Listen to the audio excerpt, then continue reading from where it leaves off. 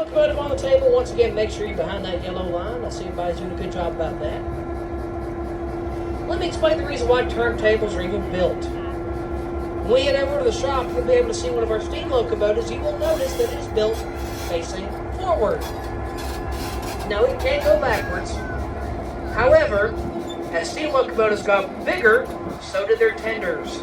And the tender is what hauls the fuel and water for the engineer and fireman. That meant they couldn't see going backwards. Unlike locomotives such as 710, the engineer drives up there can see going down any direction. So these steam locomotives, they went away, so did the turntables.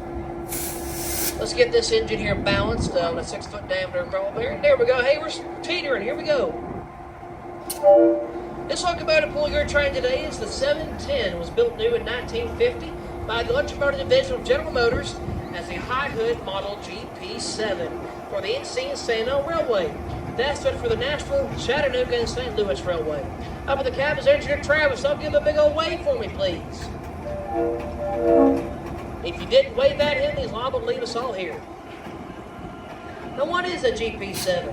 GP stands for General Purpose. This was an all-you-need, can-do-anything locomotive. It can pull freight trains, passenger trains, or go switching in a rail yard. 710 mostly saw service pulling freight and switching duties. In 1957, the Louisville and Nashville Railroad, the L&N, would fully acquire the NC and St. L. This would become L&N 478 until 1978, when it was sold to an itty-bitty railroad I bet none of you have probably never heard of called Amtrak. They used that locomotive after it was involved in a major collision with Louisville and Nashville, had it repaired, put it to work on their maintenance of way trains on the Northeast Corridor. It's a stretch of rail between Washington, D.C. and Boston, Massachusetts. They retired it. We had it acquired here at the museum in the early 2000s, restored in 2004. This is exactly how it would have looked built brand new from EMD shop in LaGrange, Illinois. The 17 is now a model GP9. It can produce 1,750 horsepower. Behind that cab is a 16-cylinder General Motors diesel engine.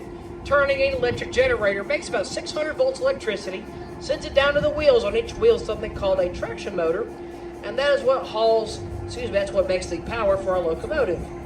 Matt, I need about an inch toward the road. I need 2 inches toward the shop. Inch and a half. One more. Half inch. There you go. We have to line the turntable up with our eyeballs. There's not a button to tell us how far to go. We have to line it up with our eyeballs. Folks, that's our 1916 turntable.